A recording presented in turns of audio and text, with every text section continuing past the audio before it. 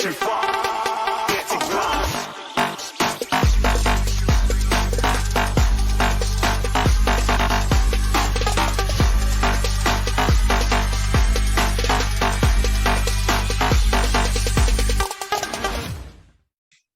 All right, guys, it's time again for this chat with one of my top guests, and this is Renee Washington.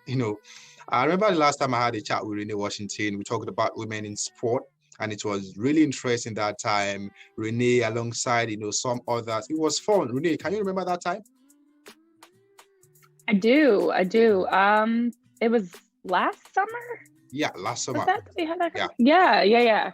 But no, that was great. That was a great opportunity to be able to just talk about, as a woman in sports, my own experiences, and also to be able to connect with other incredible women around the world doing some really great things in their respective careers. So yeah, that was awesome.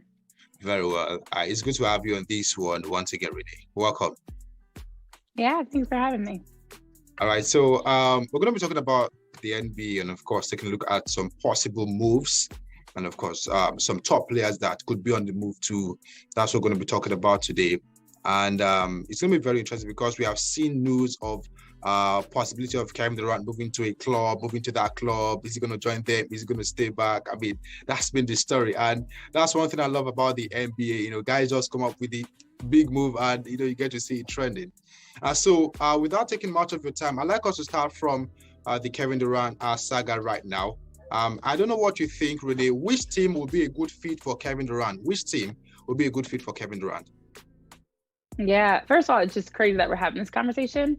And I know we're going to get into Kyrie as well, but the fact that we're talking about KD and Kyrie and where they're going, like where their future will be, is insane. That's just where we are. And you're on a team that's not working out. It's time to make a move. It's time to go somewhere else. And so there have been a lot of rumors around where Kevin Durant is going to go.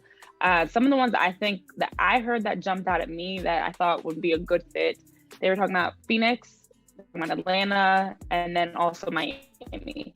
Now, of course, with any type of movement, you always have to wonder.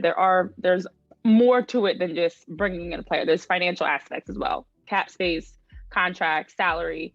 So you have to see who can actually afford Kevin Durant. And he's still a player that you want to bring in if you have, as a team that's looking to win a championship, you want to bring in someone like Kevin Durant that's going to add to your squad. Obviously he's a champion himself. And so I think those three to me made the most sense. There's always the teams like the Lakers that get thrown out there, but I think realistically it would make sense for him to be able to play in a team like Phoenix, Atlanta, or Miami that are already there and just missing a piece. And he can now come in and take that next step like he did with Golden State, even though none of us liked the move. Like he did with Golden State when he moved there and was able to help them win another championship. Okay, talking about possibility of him going to Phoenix Suns, looking at the setup right there. One thing that they actually wanted to get is the NBA championship, and they came close last year. They got to the finals. This year, they couldn't get to the finals. It's been quite tough for the Phoenix Suns. But do you really think Kevin Durant is going to blend well with Chris Paul, Devin Booker, and the rest of the team? And that's the other part of it. It's not just about championship, because Brooklyn is a good example of that. Everybody thought once Brooklyn had James Harden, KD, Kyrie, they're going to win a championship. But chemistry is a lot. There's one ball in basketball. Who's going to run? Who's going to be the guy down the stretch? Who's going to be the one that's you're playing through? And also just how they're going to gel in terms of playing off. Okay. On the floor. So how is a player like Kevin Durant going to blend in with the Suns? If you bring in players, because we've seen it work in Miami with the Heat, with LeBron, and Chris Bosh. We've seen it work with the Warriors, but it doesn't work for everybody. There are some teams that tried to be a super team and failed. So that's why I think those three actually make the most sense to me from a logistic standpoint, but also a team chemistry standpoint. If he does go to Phoenix, I think Devin Booker, I think Chris Paul, I think those types of players are guys that are hungry for a championship, but also selfless, that they're going to do what's best for the team first. Atlanta, right, I think, has that as well. Miami, I don't know, but we would see on that one. Okay. Now, I remember when Kevin Durant had guys like James Harden, he had Kyrie Irving, we're thinking it's going to be, an easy ride for the Brooklyn Nets. But some things happened, and of course, it couldn't pan out that way. Now, who are you going to blame for the fact that the Brooklyn Nets failed to win the chip, despite having a super team in James Harden, Kevin Durant, and of course Kyrie?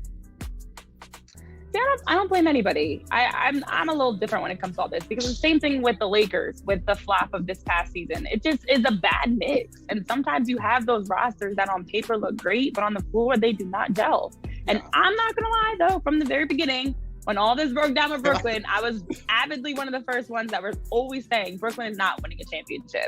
I never believed. I was not drinking the Brooklyn Nets championship bandwagon cup. Nope. Ironically, I supported Brooklyn Nets actually.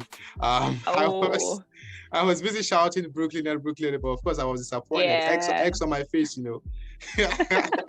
It's fine. You weren't the only one. There were a lot of people that were suddenly now Nets fans, and definitely had them winning a championship. But I never was sold on it, just because, again, from a chemistry standpoint, I didn't think that those three had it in them to win a championship together. There's more to it. And we just saw with the Warriors. There's more to winning a championship than just talent. You've got to be selfish. You've got to be able to close out a 7-game series. You've got to be able to know leave. If somebody's hot, getting the ball. But also just mentally and emotionally, that maturity that has to be there. So I don't blame any of them. I think it's just a combination of chasing too much. You're bringing in Steve Nash as a new coach. You're bringing in all these players, all this talent. You get rid of a lot of great role players. Let's not forget that with the Brooklyn move, they got rid of a lot of their bench, a lot of their role players, to put so much stock in those big three that it really was set up to fail, essentially. Injuries happen. COVID, of course, happens. All these other things, these other variables that you don't plan for happen. But as a front office, you've got to be willing to prepare for that. And I don't think Brooklyn ever had that safety net of like, what if we can't have all three of these guys on the floor together, which is exactly what we saw. What if they don't play well together? What if someone does get injured? So it was just a combination of a few people at fault, in my opinion. Yeah, talking about, who is to be blamed, a lot of people have mentioned Kyrie. Some people said James Harden couldn't turn up in some games. James Harden, there was a game he played over 30 minutes and he could only manage 5 or 4 points. That was one trend that really hit the internet, especially Twitter. But now let's talk about Kyrie. And this guy's been under scrutiny for some time. And I don't know, Kyrie's got, a lot of enemies right now. I don't know the reason. But what do you think about Kyrie Irving and, the situation right now, in the Brooklyn Nets? What's next for Kyrie and the Brooklyn Nets? What should Brooklyn Nets do? How can they handle this situation? Now, if they're going to lose Kyrie to Kevin and of course Kevin Durant in the same window, what should they do in order to get back? Yeah, and Brooklyn already having lost obviously James Harden to the Sixers. So it's sad. It's very sad that you bring in all these players and then in a couple of seasons they're all moving and gone. But I think Kyrie, of all three of them, is the one that I would put more of the blame on. Not just because of COVID, because everybody has their own stances on vaccines and everything. That's one part of it. But I just think that mentally, he was never fully there. And he's been that way. And it wasn't just with Brooklyn. We saw that with Kyrie in Boston. There's a track record here now. So I thought of the three of them, Kevin Durant was the most solid. I thought James Harden, of course, was battling injury. So that's not fully something you can control. But I thought Kyrie was the biggest of the three that I would put blame on. And so for him, I don't know where his future is, because to be honest, if I'm looking at bringing in a player, I'm bringing in Kevin Durant. I'm not actively looking to bring in Kyrie Irving. He has been somebody that a lot of people, and I'm not saying myself, but a lot of people have definitely coined as a cancer, because he's very talented, but he's not a team first guy. And we've seen him have moments where, as you look at the Cavs championship, that he can be the guy that can be selfless and help his team win. And then we've also seen moments where Kyrie's all about himself. And Kyrie's doing some, in my opinion, just doing some things that don't make sense. So I think mentally we've seen him these last couple seasons just kind of go left a little bit. And I don't know what's going on there. I don't know if it's pressure. I don't know if it's, I don't know. I have no idea. But I think that Kyrie has a lot of talent. I think what would have to make sense for him, I think he needs to leave Brooklyn, but he has to go to a team where they could check him, like they could keep him in, like the way that the Sixers are now finally able to check Joel Embiid. You know, there Okay. are some guys that need a little bit more of that mentorship, that veteran leadership. And LeBron was that for course. Kyrie, even though Of Kyrie course. hated it. Kyrie Yeah. hated it. Yeah. But LeBron was that for Kyrie. And he didn't have that in Brooklyn. He didn't have that in Boston. So I think if he was to go to a team, I know the Lakers have come up. Yeah. I don't really want him to go to the Lakers. I Why? don't really want him to play Why? again with LeBron.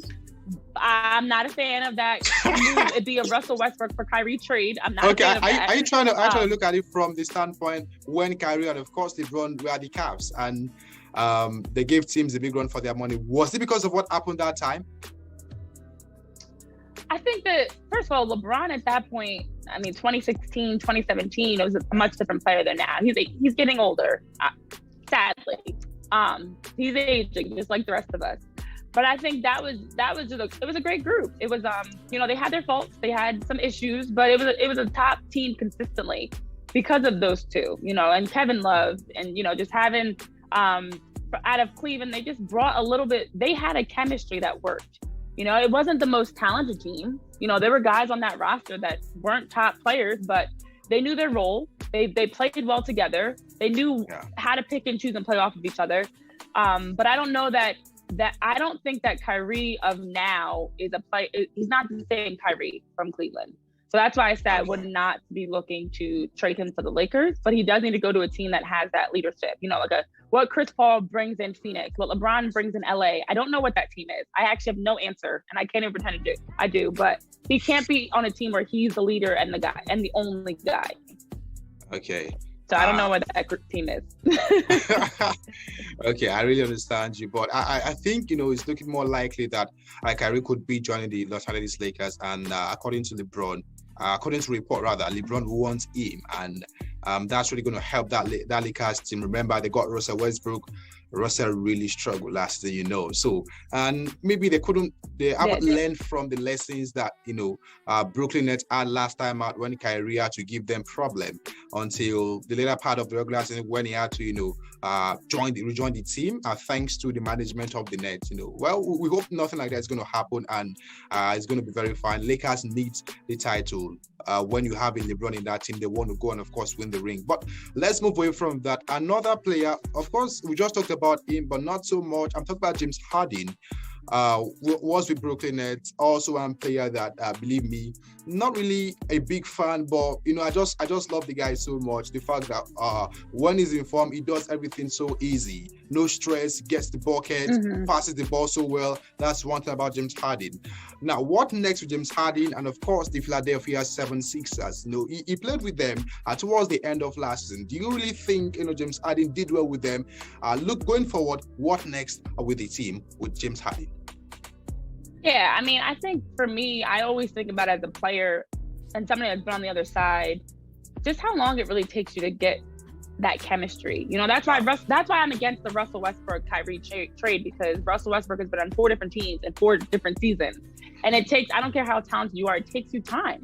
James Harden came into the Sixers, that move was in March. You know, that's nearing the playoffs that you're now coming into a whole new team trying to figure them out.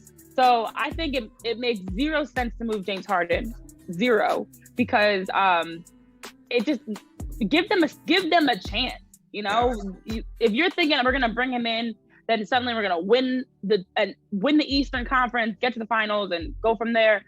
It's not practical for anybody you bring in. You know, we've seen very few players across sports, not even just basketball, across sports that can go right in and win a championship. Tom Brady is a player that did that. Most players, it takes them at least 1 season, and then they usually win the next season, or their team gets in the finals the next season. Excellent. So I think for the Sixers, with the way that Joel Embiid played before James Harden was there, without Ben Simmons, you know, he was doing enough. You brought in James Harden as a great piece.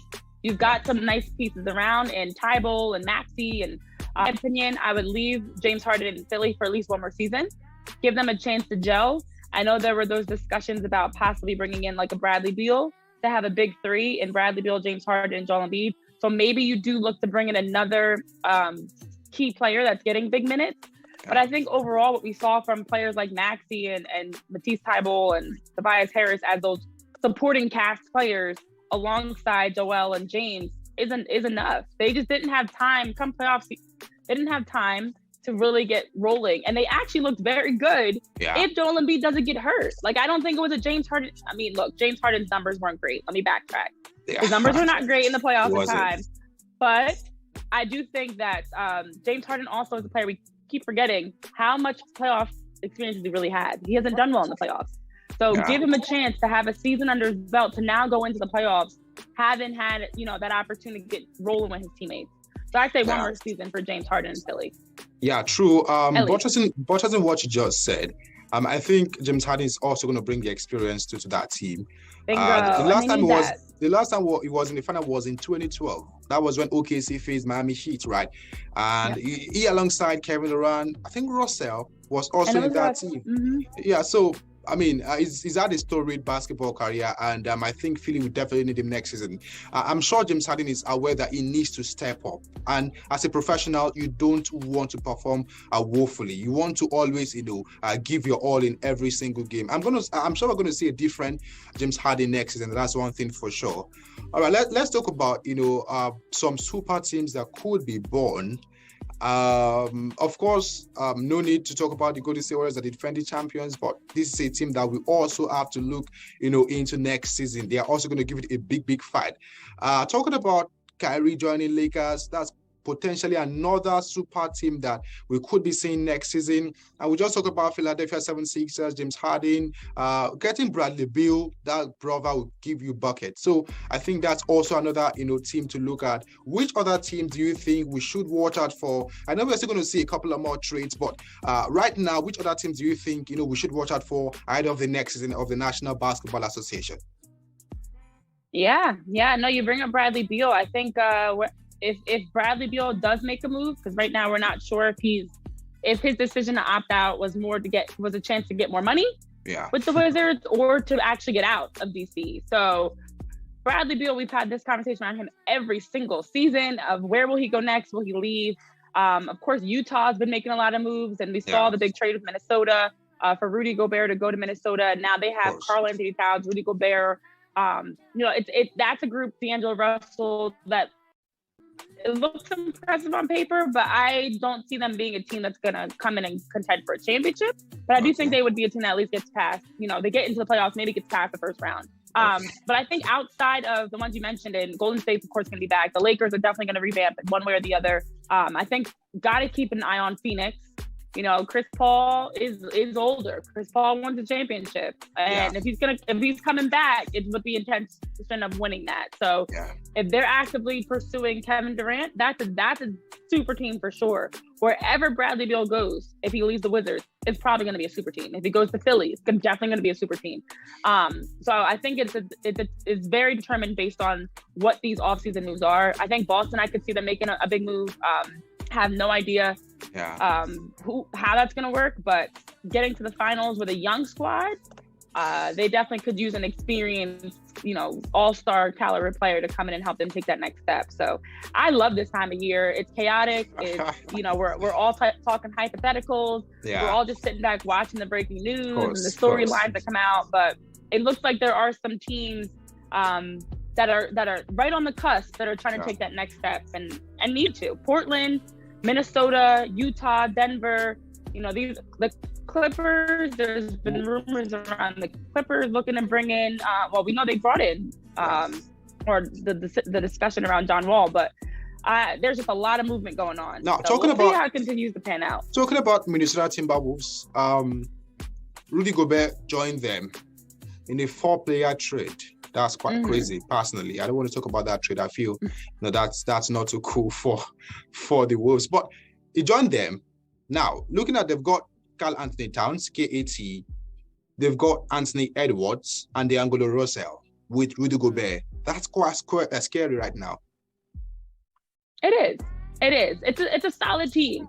I put them with kind of where Memphis was this past season, of a team that you hate to play in the playoffs.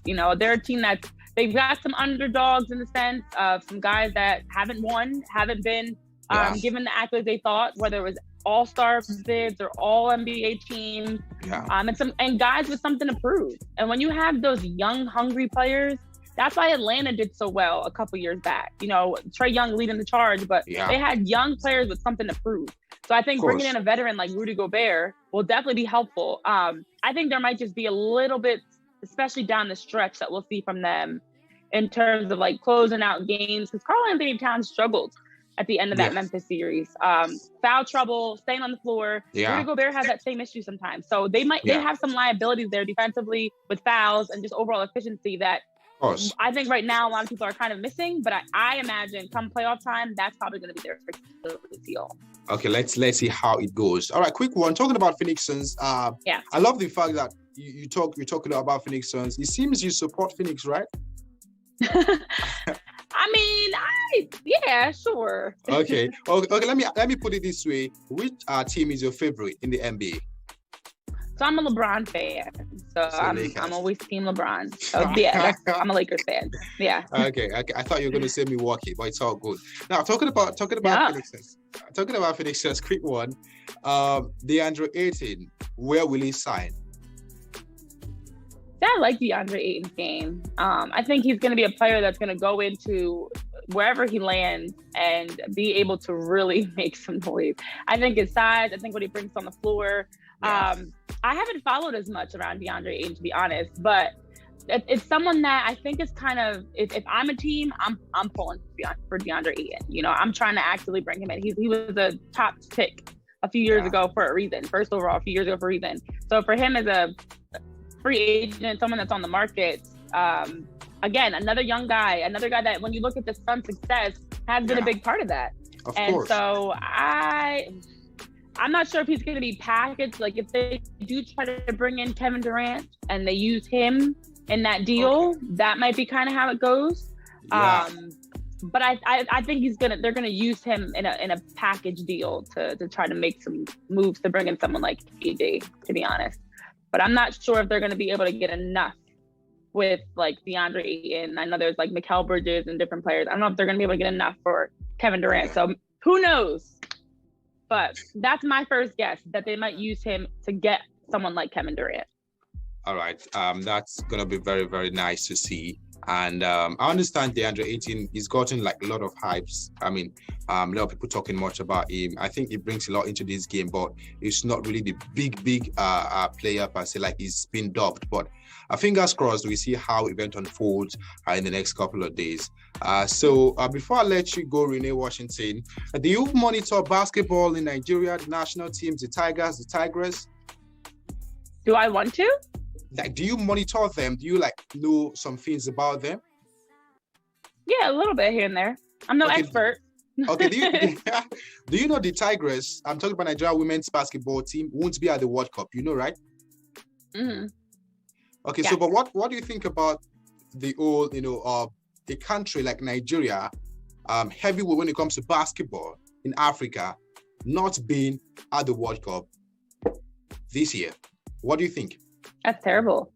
Especially if there's a political reasoning behind it, that it's trickling down and affecting the national team. That's not their fault. It's not something that they should be, that their hard work and talent should be having to be drastically affected around, and I think it just is a sad realization around the world. It's not a Nigeria solely issue or United States solely issue of just how much sports and opportunities are being impacted by political and government discussions.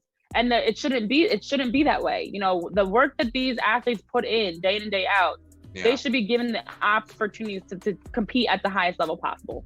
And for them to not have a chance to play in the World Cup that they've earned and have shown that they are talented enough to be there because of something beyond their control is crazy to me. But we see players around the world that aren't given the opportunity to play. Brittany Griner, as she's dealing with being detained still.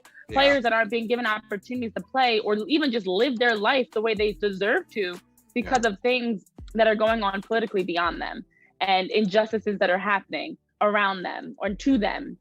So, I mean, my heart goes out to them. I'm so sorry that the Nigerian basketball team is dealing with this. I hope it can get resolved in a way that they get some sort of retribution from it. It's been resolved last week, but still, we don't know if the Tigress, the female team, will be at the World Cup.